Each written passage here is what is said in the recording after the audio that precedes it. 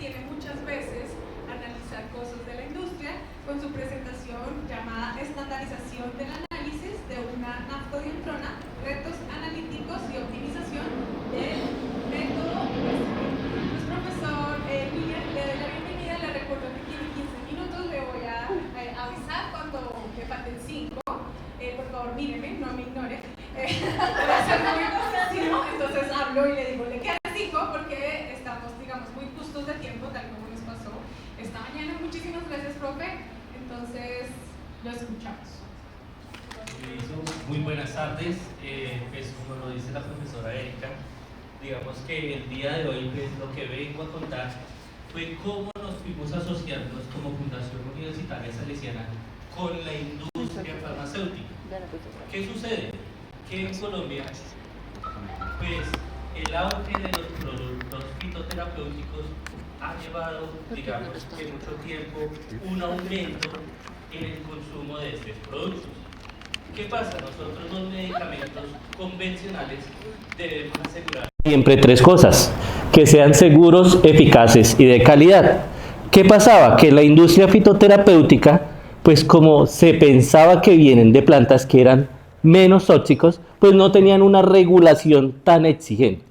¿Qué pasa? Desde el año 2018, el INVIMA, que es el ente regulatorio, pues comenzó a generar nuevos decretos y nuevas resoluciones que exigía a los laboratorios estandarizar y principalmente validar todos los procesos de fabricación y los procesos analíticos.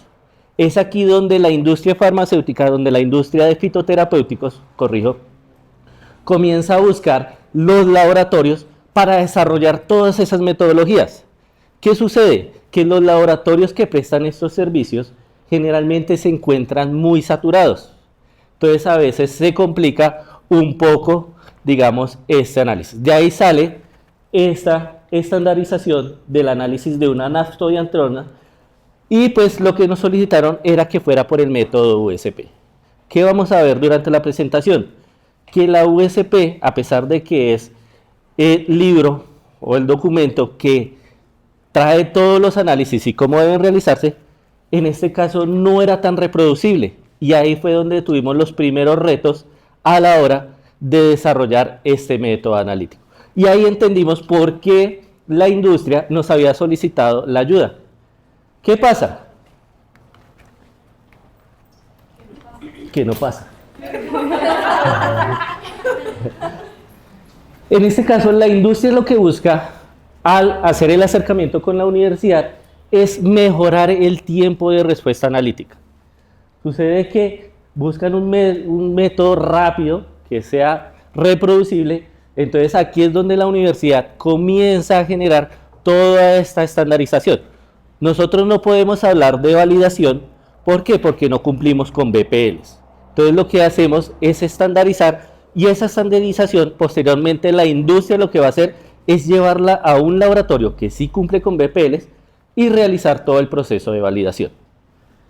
¿Qué buscábamos? Generar un informe donde se viera que el método desarrollado fuera reproducible. Nos pidieron al principio que fuera método USP. ¿Qué sucedió? Que cuando hicimos el método USP, los datos o la naftodientrona no aparecía por ningún lado. Entonces nosotros nos preguntábamos qué pasó, se está degradando, ¿qué pasó? Cuando indagamos con la industria, que no estaba apareciendo la naftodientrona ni en las muestras ni en el estándar, nos decían que ellos llevaban ya 3 años con ese producto en el mercado, o sea, intentando estandarizarlo, validarlo. Pues nosotros con el método que desarrollamos, lo desarrollamos en 6 meses y pues obtuvimos un método reproducible que se le entregó a la industria. Adicionalmente a eso, pues encontramos otros hallazgos que no se esperaba la industria en ese momento. Entonces lo que nosotros hicimos en un comienzo fue utilizar el método USP. ¿Qué sucede en el método USP? Que cuando colocamos las muestras y lo comparamos con el blanco, no veíamos por ningún lado una señal correspondiente a la naftodientrona. Entonces, ¿qué nos llevó a pensar? Pues miremos otro método farmacopédico para ver si hay algún cambio para cuantificar esa naftobiantrona. De ahí, pues utilizamos el método de la farmacopea británica. Y en la farmacopea británica decía que la muestra debía ser irradiada con luz de xenón por 8 minutos, para que esa naftobiantrona se excitara y pudiera ser visible a 588 nanómetros, que era la longitud de onda de mayor absorbancia. ¿Qué pasa? Hicimos lo mismo, hicimos la excitación con luz a 5, 10, 15, 30 minutos y nunca apareció la naftobiantrona.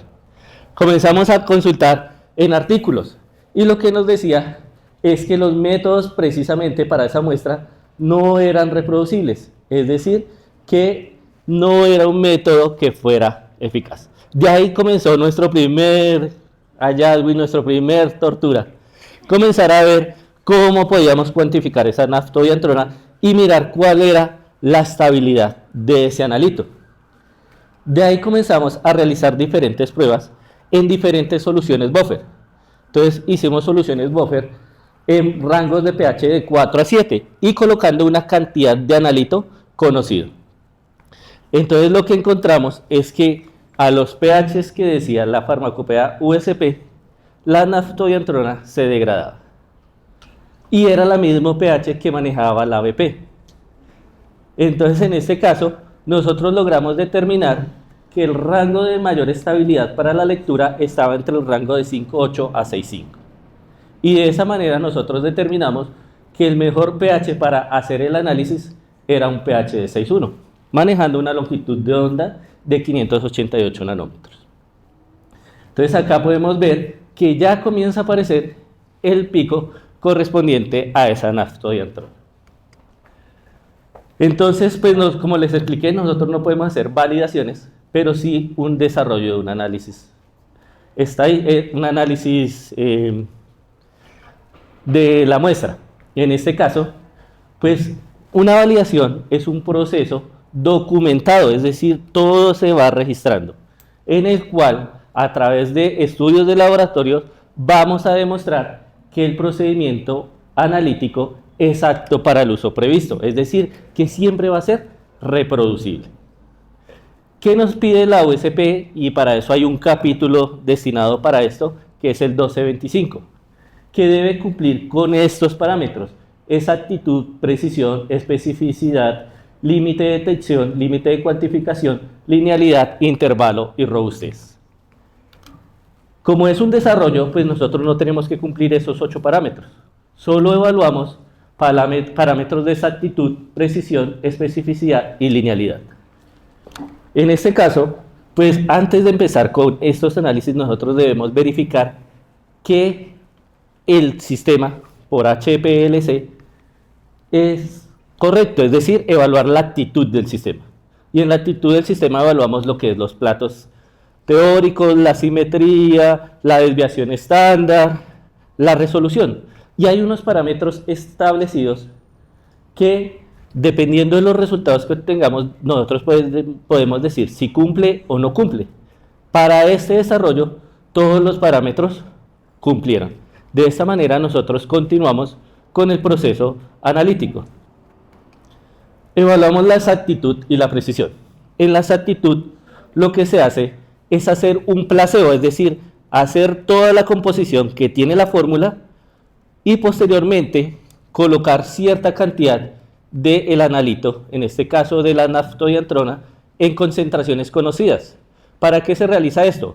Para mirar cómo va a ser el método de extracción, es decir, si vamos a sonicar 5 minutos, 10 minutos, qué solvente es el más adecuado, y de esta manera determinar si de la muestra problema del producto comercial, posteriormente sí vamos a poder extraer toda la naftobiantrona. En este caso, nosotros hicimos o evaluamos 3 concentraciones diferentes, al 80%, 100% y 125%.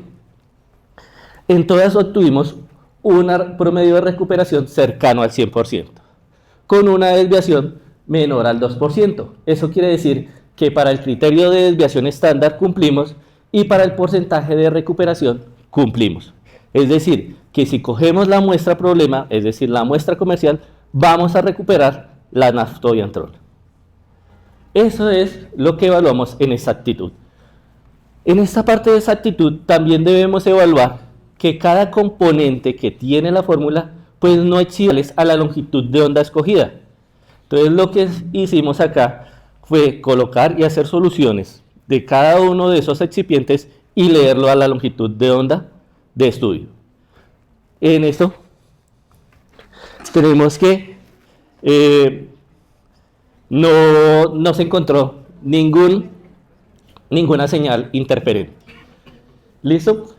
Y en la precisión lo que se hace es inyectar 6 muestras de una concentración al 100% y de esas pues mirar qué tanto es la desviación estándar en cada una de las inyecciones. En este caso colocamos 6 inyecciones y en las 6 inyecciones encontramos que la desviación estándar es menor al 2%, es decir, que la especificidad, la precisión cumple ese criterio. Entonces ya cumplimos exactitud y precisión. En la especificidad encontramos otro inconveniente que no esperábamos hallar, y es que en la fórmula encontrábamos que uno de los excipientes comenzaba a degradar esa naftodiantrona. Y es algo que se le reportó también al cliente, algo que ni él tampoco esperaba. ¿Por qué? Porque después de que hicimos la linealidad, que es el siguiente paso que vamos a mostrar, encontrábamos que no cumplía con el criterio de valoración. Y era posiblemente debido a ese excipiente que contenía la fórmula. Entonces, en el método de linealidad, lo que se hace y lo que ustedes conocen, la mayoría, es realizar una curva de calibración. En este caso, vamos a utilizar un estándar externo de esa naftodiantrona a concentraciones que van del 50% al 150%.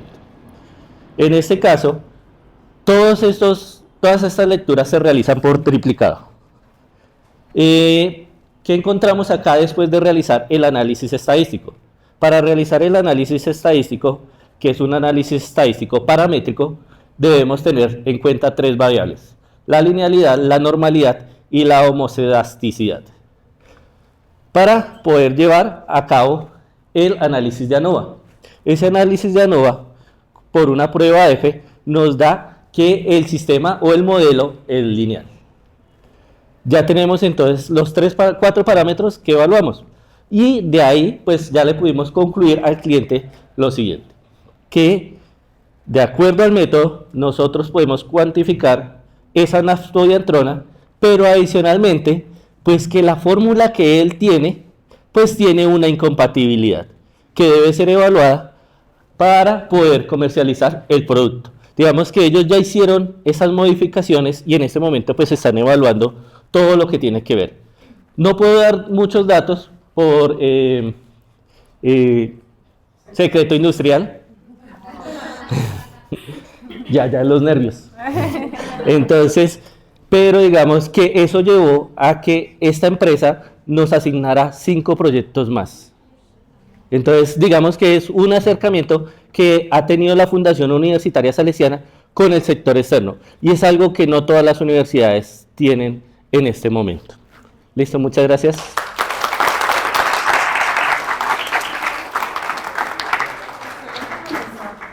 Ojalá todos fueran tan cumplidos. ¿Alguien tiene alguna pregunta? ¿Alguna inquietud? 0 para Simón.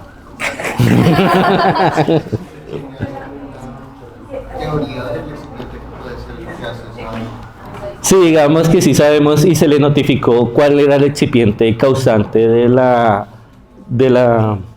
interferencia, de la incompatibilidad, pero por secreto industrial no puedo decir cuál es.